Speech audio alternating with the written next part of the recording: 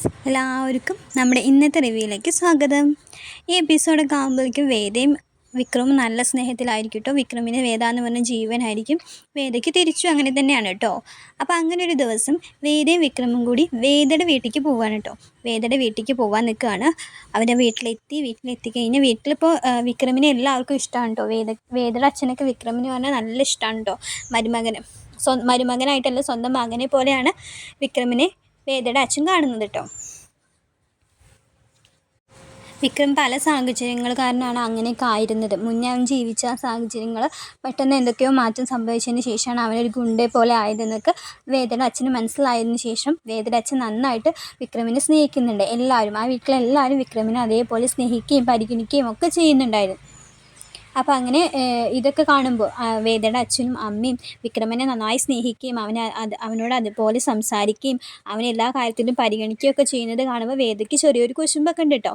എന്നാലും വേദയ്ക്ക് അത് സന്തോഷമുള്ള കാര്യമാണ്. കാരണം ഇപ്പോൾ എല്ലാവർക്കും അങ്ങനെ തന്നെ ആയിരിക്കുമല്ലോ. ഭാര്യമാരും അവരുടെ ഭർത്താക്കന്മാർക്ക് അച്ഛനും അമ്മയും നല്ല സ്നേഹമൊക്കെ കൊടുത്ത് നല്ല പരിഗണനയൊക്കെ കൊടുത്ത് സംസാരിക്കുകയും സ്നേഹിക്കുകയൊക്കെ ചെയ്യുന്നത് കാണുമ്പോൾ നമുക്കൊക്കെ സന്തോഷമുള്ള കാര്യമല്ലേ. അതുപോലെ വിക്രത്തിനെ വേദയുടെ അച്ഛൻ അങ്ങനെയൊക്കെ സ്നേഹിക്കുമ്പോൾ വേദയ്ക്ക് നല്ല സന്തോഷമുള്ള കാര്യമാണ് കേട്ടോ. അപ്പോൾ വിക്രം പറയുന്നുണ്ട് കേട്ടോ, ഇപ്പോൾ കണ്ടില്ലേ നിൻ്റെ അച്ഛനും അമ്മയും എന്നെ എത്രമാത്രം സ്നേഹിക്കുന്നുണ്ട്, അവരെന്നെ എങ്ങനെ നോക്കുന്നുണ്ട്, ഇതൊക്കെ ഞാൻ ഉണ്ടാക്കിയെടുത്തതാണ്, നിനക്കിപ്പോൾ മനസ്സിലായില്ലേ എൻ്റെ വില എന്നൊക്കെ അവന് വെറുതെ തമാശയ്ക്ക് പറയുന്നുണ്ട് കേട്ടോ. അപ്പോൾ വേദ പറയുന്നുണ്ട്, നിങ്ങളെ അങ്ങനെയൊക്കെ എൻ്റെ അച്ഛൻ സ്നേഹിക്കാൻ കാരണം എന്താ, നിങ്ങൾ എൻ്റെ ഭർത്താവായതുകൊണ്ടും നിങ്ങളെങ്ങനെയൊക്കെ മാറ്റിയെടുത്തതാരാ, ഞാനല്ലേ എന്നൊക്കെ പറഞ്ഞിട്ട് വേദ തിരിച്ചും അങ്ങോട്ടും പറയുന്നുണ്ട് കേട്ടോ. പിന്നെ അവർ ആ വീട്ടിൽ പോയി എല്ലാവരെയും കാണുകയൊക്കെ ചെയ്ത് തിരിച്ച് വിക്രത്തിൻ്റെ വീട്ടിലെത്തിയിട്ടോ. വിക്രത്തിൻ്റെ വീട്ടിലെത്തിയപ്പം വേദയോട് വിക്രം പിന്നെയും പറയുന്നുണ്ട്, നിൻ്റെ അച്ഛന് എന്നോട് നല്ല സ്നേഹമാണ്, ഇപ്പം നന്നായി സംസാരിക്കുന്നുണ്ട്, അതൊക്കെ കാണുമ്പോൾ എനിക്ക് സന്തോഷമായില്ലേ, ഇങ്ങനെ ഒരു മരുമകനെ കിട്ടിയത് എൻ്റെ ഭാഗ്യമാണെന്ന് വരെ നിൻ്റെ അച്ഛൻ പറഞ്ഞു എന്നൊക്കെ പറയുകയാണ്. അതൊക്കെ കേൾക്കുമ്പോൾ നിനക്ക് സന്തോഷമായില്ലേ എന്ന് ചോദിക്കുകയാണ്. അപ്പോൾ നിനക്ക് കുശുമ്പില്ലേ എന്നൊക്കെ ചോദിക്കുകയാണ്. അപ്പോൾ വേദ പറയുകയാണ്, എന്തിന്, ഞാൻ കാരണമല്ലേ ഇപ്പം നിന്നെ അച്ഛൻ സ്നേഹിക്കുന്നതും ബഹുമാനിക്കുന്നതും പരിഗണിക്കുന്നതൊക്കെ ഞാൻ കാരണമല്ലേ, എൻ്റെ ഭർത്താവ് അല്ലെങ്കിൽ മകളുടെ ഭർത്താവ് എന്നുള്ള പരിഗണനയും സ്നേഹമാണ് നിനക്ക് കിട്ടുന്നത് എന്ന് പറയുകയാണ്. അപ്പോൾ വിക്രം പറയുകയാണ്, അതൊന്നുമല്ല, ഞാൻ ഒരു കാര്യം പറയട്ടെ, ഒരു കഴുതയുടെ മേലെ ഒരാൾ ഇരുന്നിട്ട് ഇങ്ങനെ കഴുത ആളും കൂടി ഇങ്ങനെ പോവുകയാണ്. അപ്പോൾ നാട്ടുകാരൊക്കെ ഇങ്ങനെ തൊഴുന്നുണ്ട് കേട്ടോ. അപ്പോൾ കഴുത എന്താ വിചാരിച്ചത്, കഴുതേനെ നോക്കിയിട്ടാണ് തൊഴുന്നതെന്ന്. പക്ഷെ നാട്ടുകാർ ശരിക്കും തൊഴുന്നത് ആരെയാണ്, കഴുതയുടെ മേലെ ഇരിക്കുന്ന ആളെയാണ്. അപ്പോൾ മനസ്സിലായോ, നിൻ്റെ വിചാരം എന്താ, നിൻ്റെ ഭർത്താവായതുകൊണ്ടാണ് അവർ എനിക്ക് ഈ പരിഗണന സ്നേഹമൊക്കെ തരുന്നതെന്നല്ലേ. ഞാൻ എൻ്റെ പെരുമാറ്റം കൊണ്ടും എൻ്റെ സ്വഭാവം കൊണ്ടും ഉണ്ടാക്കിയെടുത്തതാണ് അച്ഛനും അമ്മയും എനിക്ക് തരുന്ന സ്നേഹമൊക്കെ കേട്ടോ എന്ന് വേദയോട് പറയാൻ കേട്ടോ. അത് കഴിയുമ്പോഴേക്കും വേദയുടെ വീട്ടിൽ നിന്ന് അച്ഛമ്മ വിളിക്കുന്നുണ്ട് കേട്ടോ. അപ്പോൾ അച്ഛമ്മ വിളിക്കുമ്പോൾ വിക്രം പറയുന്നുണ്ട്, നീ അത് സ്പീക്കറിലിട് എന്ന് പറയുകയാണ്. അപ്പോൾ വേദ അത് സ്പീക്കറിലിട്ടാണ്.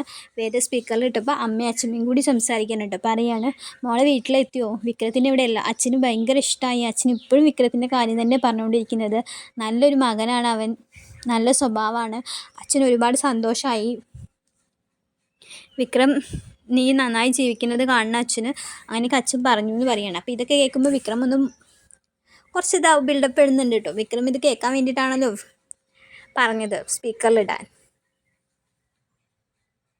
എന്നിട്ട് അച്ഛമ്മ പിന്നെ പറയുന്നുണ്ട് കേട്ടോ, നീയും വിക്രമും വന്നപ്പോൾ ഇവിടെ അടുത്തുള്ളവരൊക്കെ നോക്കുമായിരുന്നു, നീ വിക്രമിനെ എന്തായാലും ഒന്ന് ഒഴിഞ്ഞിട് കേട്ടോ, അവന് കണ്ണ് തട്ടിയിട്ടുണ്ടായിരിക്കും എന്ന് പറയുകയാണ്. അപ്പോൾ വേദ പറയുന്നുണ്ട്, അതിൻ്റെ ഒന്നും ആവശ്യമില്ല മുത്തശ്ശി എന്ന് പറയുമ്പോൾ വിക്രം പറയുന്നുണ്ട്, മുത്തശ്ശി ഞാനത് അവളെ കൊണ്ട് ചെയ്യിച്ചോളാം, വേണ്ടച്ചാൽ വീഡിയോ എടുത്ത് അയച്ചു തരാമെന്ന് പറയുകയാണ്. അപ്പോൾ മുത്തശ്ശി പറയുന്നുണ്ട്, ആ മോൻ ഇതൊക്കെ കേൾക്കുന്നുണ്ടോ, പിന്നെ ഞാനതൊക്കെ കേൾക്കുന്നുണ്ട് എന്ന് പറയുകയാണ്. പിന്നെ അവരുടെ കുറച്ച് കളിച്ചിരി തമാശകളൊക്കെയാണ് കേട്ടോ. അത് കഴിഞ്ഞ് പിന്നെയും കാണിക്കുന്നത് വേദയുടെ അച്ഛൻ വിക്രമത്തിനെ ഒന്നും കൂടി വിളിച്ച് വരുത്തുന്നുണ്ട് കേട്ടോ, വിക്രമിനെ. എന്നിട്ട് പറയുന്നുണ്ട്, മോനെ നീ എനിക്കൊരു സഹായം ചെയ്യണം എന്ന് പറയുകയാണ്. അപ്പോൾ വിക്രം പറയുന്നുണ്ട്, എന്ത് വേണിച്ചാലും അച്ഛൻ എന്നോട് പറയും, ഞാൻ ചെയ്തു തരാമെന്ന് പറയുകയാണ്.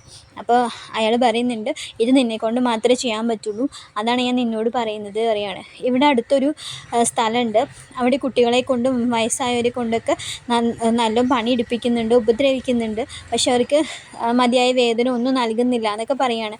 അപ്പോൾ നിയമത്തിൻ്റെ വഴി കൂടെ നീങ്ങാമെന്ന് വെച്ചാൽ അതിനുള്ള തെളിവുകളൊന്നുമില്ല, അപ്പോൾ നീ എനിക്കൊരു സഹായം ചെയ്യൂ, നീ അവിടെ പോയി ജോലിക്കാരനെ പോലെ നിന്നിട്ട് അവിടുന്ന് വല്ല തെളിവ് കിട്ടുമെന്ന് സംഘടിപ്പിച്ച് കൊണ്ടുവരുമോ, നീ പോകണമെന്ന് ഞാൻ പറയുന്നില്ല, നിനക്ക് അറിയുന്ന ആരെങ്കിലും വിട്ടാലും മതിയെന്ന് പറയാൻ കേട്ടോ. അങ്ങനെ വല്ല തെളിവുകളും കിട്ടുകയാണെന്ന് വെച്ചാൽ നീ എനിക്ക് അത് കൊണ്ടുവന്ന് തരൂ. എനിക്കത് നിയമപരമായിട്ട് മുന്നോട്ട് പോയി അത് പൂട്ടിക്കാൻ വേണ്ടിയിട്ടാണ്, കഷ്ടപ്പെടുന്ന ജനങ്ങളെ രക്ഷിക്കാൻ വേണ്ടിയിട്ടാണ്. നിനക്കത് പറ്റുള്ളൂ, വേറെ ആരും എനിക്ക് പറയാനില്ല എന്നൊക്കെ പറയുകയാണ്. അപ്പോൾ വിക്രം പറയാണ് അതൊക്കെ ഞാൻ ചെയ്തോളാം, ഞാനത് ശരിയാക്കി തരാമെന്ന് പറയുകയാണ്. പിന്നെ വീട്ടിലേക്ക് എത്തുമ്പോൾ റൂമിൽ നാണിച്ചിരിക്കുന്ന വേദേനെയാണ് കേട്ടോ കാണുന്നത്. അപ്പോൾ വിക്രം പറയാണ് ഇതെന്താ ഇവിടെ ഇരിക്കുന്നത്, ഇത് എൻ്റെ ഭാര്യ തന്നെയാണ് ഇങ്ങനെ നാണിച്ചിരിക്കുന്നത് എന്ന് ചോദിച്ച് കളിയാക്കാണ് കേട്ടോ. നിൻ്റെ മുഖത്ത് ആകെ ചിരിയും ദേഷ്യവും കരച്ചിലൊക്കെ ഞാൻ കണ്ടിട്ടുള്ളൂ, ഇങ്ങനെ ഒരു നാണം എക്സ്പ്രഷനൊന്നും ഇതുവരെ നിൻ്റെ മുഖത്ത് ഞാൻ കണ്ടിട്ടില്ലല്ലോ. എന്തായാലും നീ അവിടെ ഇരിക്കുക, ഞാനൊരു ഫോട്ടോ എടുക്കട്ടെ എന്ന് വിക്രം പറയാണ്. അപ്പോൾ വേദ പറയുന്നുണ്ട് ഫോട്ടോ ഒന്നും എടുക്കണ്ട, ഞാൻ നിങ്ങളുടെ മുന്നിലല്ലേ നാണിക്കുന്നത്. എന്നാൽ നാണിക്കുന്നതിൻ്റെ കാര്യം ഇങ്ങോട്ട് പോരട്ടെ എന്ന് പറയാണ് വിക്രം. അപ്പോൾ വേദ പറയുന്നുണ്ട് എൻ്റെ കുളി തെറ്റിയിട്ട് 48 ദിവസമായി എന്ന് പറയാണ്. അയ്യേ, അപ്പോൾ നീ 48 ദിവസമായിട്ട് കുളിച്ചിട്ടില്ല, പക്ഷെ കണ്ടാലൊന്നും പറയുന്നില്ല കേട്ടോ നീ ഇത്രയും ദിവസം കുളിക്കാണ്ടിരിക്കുകയാണ് എന്ന്. അപ്പോൾ വേദ പറയുന്നുണ്ട് അതല്ല ഞാൻ പറഞ്ഞത് എന്ന് പറയാൻ കേട്ടോ. എന്നിട്ട് വേദയുടെ മുടിയൊക്കെ മണത്തോട്ട് വിക്രം പറയാനുണ്ട് നിൻ്റെ മുടിയൊക്കെ നല്ല മണ്ണുണ്ടല്ലോ, നീ കുളിച്ചിട്ടില്ല എന്ന് പറയുകയില്ല എന്ന് പറയാണ്. അപ്പോൾ വേദ പറയുന്നു ഇവിടെ മാറിക്കിടക്കും, ഞാനിവിടെ കിടക്കട്ടെ പറയാണ്. അല്ല വേദ നീ കാര്യം ഇല്ല ഒന്നും പറയുന്നില്ല, എൻ്റെ അടുത്ത് വരണ്ട പറഞ്ഞിട്ട് വേദ അങ്ങോട്ട് മാറിക്കിടക്കുകയാണ്. അപ്പോൾ വിക്രം ചോദിച്ചു ഒന്നും കൂടി ചോദിച്ചാലോ എന്ന് വിചാരിക്കുകയാണ്. പിന്നെ ചോദിക്കില്ല കേട്ടോ. പക്ഷെ വിക്രത്തിന് മാത്രമേ അവിടെ അവൾ ഗർഭിണിയാണെന്ന് അറിയാത്തത് വിക്രത്തിന് മാത്രമാണ് കേട്ടോ, ബാക്കി എല്ലാവർക്കും വീട്ടിലെല്ലാവർക്കും അറിയാം കേട്ടോ. പിറ്റേ ദിവസം അവൾ ഭക്ഷണം കഴിക്കാൻ വരുമ്പോൾ അവൾക്ക് ഓക്കാനുണ്ടാവും കേട്ടോ, അപ്പോൾ അവൾ ഛർദ്ദിക്കും. അപ്പോൾ വിക്രം പറയും നമുക്ക് ഹോസ്പിറ്റലിൽ പോകാമെന്ന് പറയുമ്പോൾ അവരെല്ലാവരും അവനെ പൊട്ടനാക്കുന്ന പോലെ പറയും അവൾക്ക് കുഴപ്പമൊന്നുമില്ല, നീ ആയിട്ട് ഇനി കുഴപ്പമൊന്നും ഉണ്ടാക്കണ്ട, നീ ഹോസ്പിറ്റലിലൊന്നും കൊണ്ടുപോകണ്ട എന്ന് പറയും കേട്ടോ. പിന്നെ അവൻ കഴിച്ച് കഴിഞ്ഞ് പുറത്ത് വന്ന് നോക്കുമ്പോൾ ഇവിടെ പച്ചമാങ്ങ കഴിക്കുന്നതാണ് കേട്ടോ കാണുന്നത്. അപ്പോൾ വിക്രം പറയും വേദേ നീയല്ലേ ഇപ്പോൾ ഓക്കാനിച്ചത്, ഇനി വെറും വയറ്റിൽ നിനക്ക് പച്ചമാങ്ങയും കഴിക്കണോ എന്ന് പറയാണ്. അപ്പോൾ മാഷ് പറയട്ടോ, മാഷിനിപ്പോൾ വിക്രത്തിനോട് ഭയങ്കര സ്നേഹമാണ് കേട്ടോ. മാഷ് പറയട്ടോ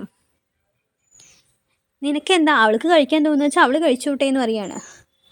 അപ്പോഴും ഇവന് കാര്യം മനസ്സിലാവുന്നില്ല കേട്ടോ.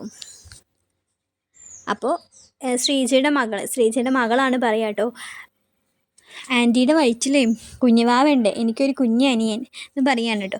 അപ്പോഴാണ് വിക്രത്തിന് കാര്യം മനസ്സിലാകുന്നത്. അപ്പോൾ വിക്രത്തിന് ഭയങ്കര സന്തോഷമാവും കേട്ടോ. വിക്രം അവളെ എടുത്ത് പൊക്കി കറക്കിയിട്ട് കരച്ചിലൊക്കെ വരുന്നുണ്ട് വിക്രത്തിന്. അങ്ങനെയൊക്കെയാണ് വിക്രത്തിൻ്റെ സന്തോഷം പ്രകടിപ്പിക്കുന്നത്. അപ്പോൾ അവളെ എടുത്തുകൊണ്ട് വിക്രം മുറിയിലേക്ക് പോവുകയാണ്.